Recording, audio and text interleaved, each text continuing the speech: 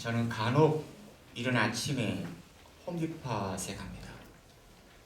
좀 아주 일찍 가는데 거의 7시에 문을 여는데 제가 가는 이유는 주로 흙이라든가 정원용품 사러 갑니다. 그런데 그 홈디팟 파킹랏에 들어서면 이른 아침인데 많은 사람들이 여기저기 서 있습니다. 주로 일자리를 찾는 낭비 사람들입니다. 아시다시피 홈디팟에서는 건축 자재를 팔기 때문에 집을 짓거나 집 수리하는 사람들이 자재를 사러 오고 또 일꾼들을 사러 옵니다. 이름하여 그쪽 파킹랏은 인력 시장입니다. 이러한 인력 시장은 세계 어디에나 있는 것 같아요. 한국도 있습니다. 여기저기에. 그런데 들어보면 주로 인력 시장에 나온 사람들은 외국인 노동자들이 대부분입니다. 중국에서 온 조선족이나 또는 동남아 또는 중동, 심지어는 아프리카에서 온 사람도 많습니다. 이런 인력 시장은 예수님 시대에도 있었습니다. 오늘 복음의 배경은 바로 인력 시장입니다.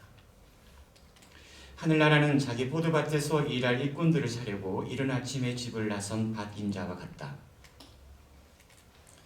저 포도밭 주인은 일꾼들과 하루 임금을 협상을 하고 그리고 자기 포도밭으로 데려가서 이런 일을 시키겠죠. 수확철이면 포도를 이렇게 수확한다든가 아니면 가지를 친다든가 아니면 포도밭에서 이런저런 일을 했을 겁니다. 그리고 일이 끝나면 당연히 임금을 지불합니다. 여기까지는 아무 문제가 없는데 포도원 주인이 임금을 준 방식이 오늘날 우리의 사고와는 너무나 다릅니다. 이해하기도 어렵고 또 납득하기 어렵습니다. 즉 이른 아침에 나와서 하루 종일 온종일 뜨거운 떼약볕 아래에서 일한 사람과 맨 나중에 나와서 1시간 일한 사람에게 똑같은 임금을 주는 겁니다. 물론 처음 계약할 때 한 데나리온으로 약정을 했기 때문에 정당하다고 하지만 노동시간이 서로 다른데 하루 8시간 일한 사람과 하루 1시간 일한 사람에게 똑같은 임금을 주는 것은 언뜻 불공평해 보입니다. 그래서 이른 아침에 나온 사람들은 자기들은 좀 더 주겠지 이런 생각을 하는 것은 정당합니다. 당연하고 그들의 입장에서 볼 때는 포도원 주인은 공평하지 않습니다. 또 생각해보면 이렇게 임금을 주는 것은 포도원 주인에게도 손해가 되는 일입니다. 8시간 일한 사람에게도 100불 주고 1시간 일한 사람도 100불 주고 포도원 주인에게도 손해가 되는 일입니다. 또 다른 문제는 임금을 주는 방식도 좀 이상합니다. 임금에 대한 어떤 그 문제를 차지하고서라도 먼저 온 사람에게 일찍 온 사람에게 먼저 임금을 주는 것이 우리의 상식적이지 않는가? 거꾸로 주는 겁니다. 오늘 복음은 우리의 현실과는 너무나 동떨어진 그런 이야기입니다. 예수님 시대에 하루 임금인 한 데나리온은 한 가족이 하루 먹을 양식을 사 먹을 수 있는 돈이었다고 합니다. 그렇게 책정을 했다고 합니다. 그래서 아침에 나가서 꼬박 하루를 일을 해야만 그 가족이 하루 양식을 사 먹을 수 있는 겁니다. 만약 일을 하지 못하거나 일자를 얻지 못하면 가족들이 밥을 먹을 수 없거나 적어도 가족들의 생계에 어떤 지장을 주었겠죠. 그리고 복음서를 보면 오후 5시쯤에 나와서 일자를 얻은 사람은 결코 게으른 사람이 아닙니다. 그때 와서 일자를 구한 사람이 아닙니다. 왜 당신들은 온종일 하는 일 없이 여기 서 있는가? 라고 묻자 그들은 아무도 우리를 사지 않았기 때문이라고 대답을 합니다. 이 사람들도 이른 아침에 일하러 왔는데 오후 5시가 될 때까지 일자리를 구하지 못한 사람들입니다. 만약에 오후 5시에 나와서 1시간 일한 사람에게 오늘날 우리의 사고방식처럼 시간제 개념으로 1시간에 해당되는 임금을 준다면 그 사람은 그 가족들이 하루 사 먹을 수 있는 양식의 돈이 안 되는 겁니다. 이렇게 이해를 한다면 포도원 주인이 왜 이렇게 임금을 주었는가가 일단 우리가 이해가 됩니다. 오늘 말씀은 당시의 어떤 노동이나 임금에 대한 이야기가 아니라 하늘나라에 대한 비유 이야기입니다. 저 포도원 주인으로 비유되는 하나님의 생각과 마음이 어떠한지를 보여주는 겁니다. 저 포도원 주인은 노동 시간이나 노동자들이 나에게 얼마나 이득을 주었는가에 관심 있는 것이 아닙니다. 그들이 일한 대가로 받은 임금을 가지고 무엇을 하는가에 더 마음이 가 있습니다. 저 포도원 주인은 자신의 포도밭에서 일한 사람들이 일을 해서 가족들을 먹여 살려야 한다는 것, 저 가족들의 생계에 그들의 삶에 더 마음이 가 있는 사람입니다. 결국 돈이 많아서 그런 의미는 하나도 없습니다. 하지만 이렇게 봐도 이른 아침에 나와서 하루 종일 일한 사람들은 좀 분명 억울한 생각이 있지 않겠어요? 그들은 분명히 포도밭 주인이 공평하지 않다고 생각을 합니다.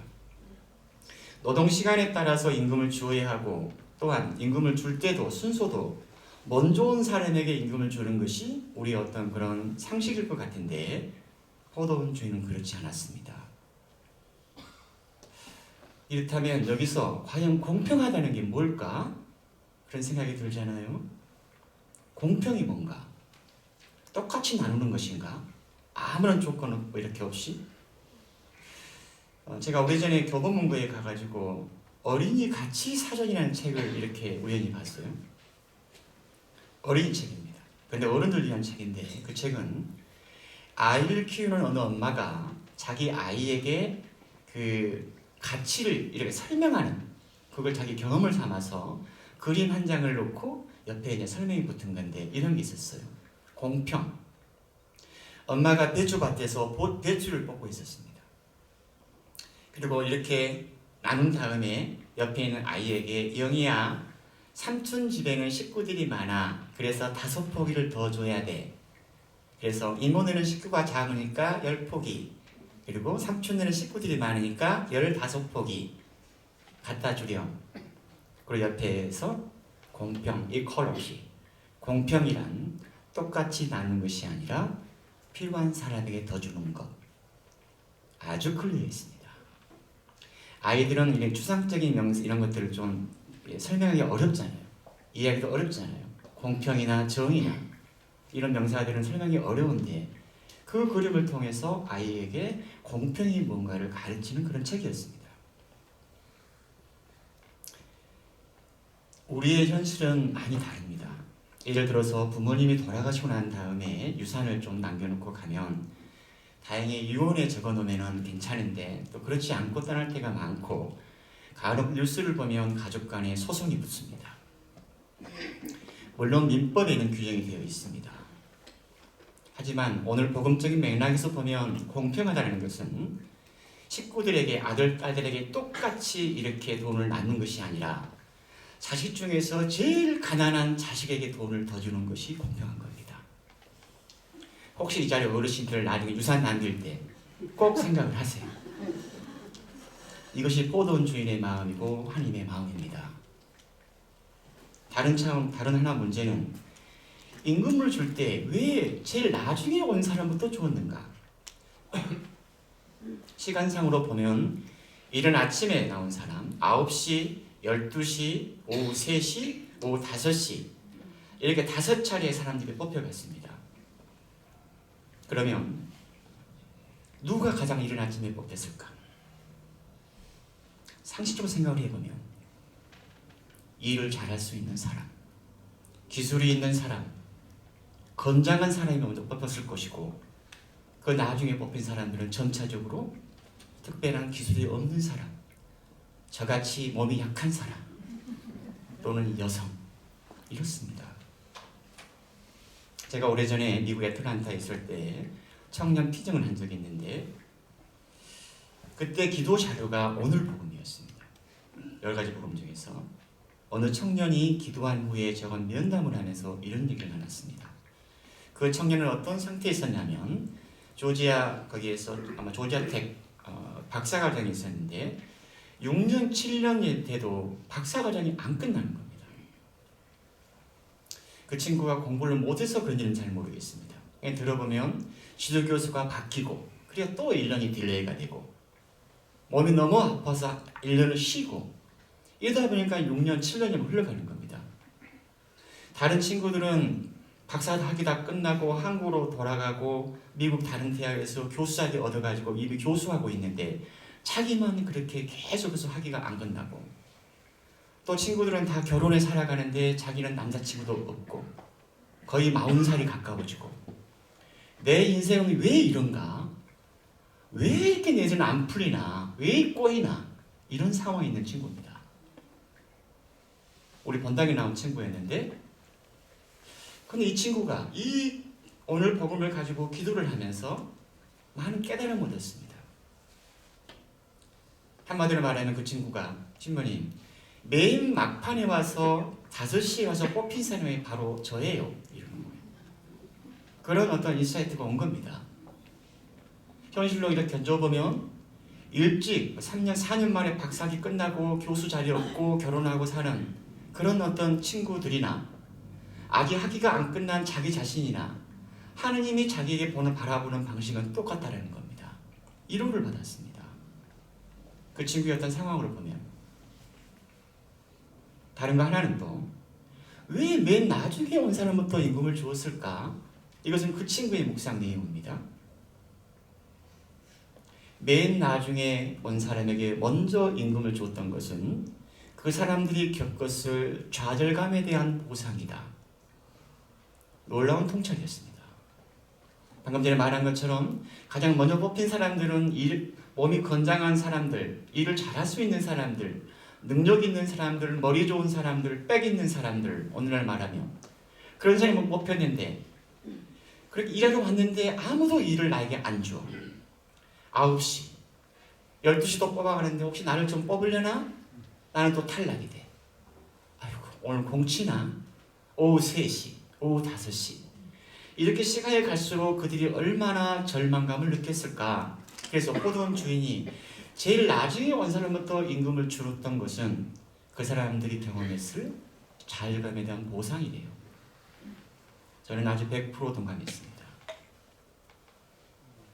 그 친구는 피장이 끝나고 그 다음에 박사학위를 받았고 한국으로 돌아가서 지금 오늘 대학의 교수로 있습니다. 그 친구 혼배를 제가 했었습니다. 오늘 복음은 포도원 주인으로 비유되는 하나님의 생각, 하나님의 마음이 어떠한지를 보여줍니다. 그저 무엇을 똑같이 나눈 것이 공평이 아니라 필요한 사람에게, 더 가난한 사람에게, 더 약한 사람에게, 장애아에게 더 많은 관심을 갖고 그들을 배려하고 도움을 주는 것. 또 포도원 주인처럼 복음적인 의미에서의 어떤 공평, 정의로운 삶을 살아가는 것이 우리의 복음적인 가치. 부모도 마음이 더 가는 자식이 있잖아요. 우리는 육남매인데 저희 모친 마리아는 셋째 딸에게 훨씬 더 많은 걸 주었습니다. 금딸이라고. 부모들도 자식이 여러 있지만 더 힘들고 더 어렵게 사는 자식에게 더 마음이 갑니다. 누가 그걸 공평하지 않다고 생각하겠어요? 저는 하나님의 마음도 똑같다고 생각을 합니다. 오늘 화답송에 나오는 거, 주님은 너그럽고 자비하시며 분노에 더디시고 자애가 넘치신다. 주님은 모두에게 좋으시며 그 자비 모든 조물 위에 내리신다. 하나님의 포도밭은 단지 포도밭이 아니라 이 세상을 상징합니다.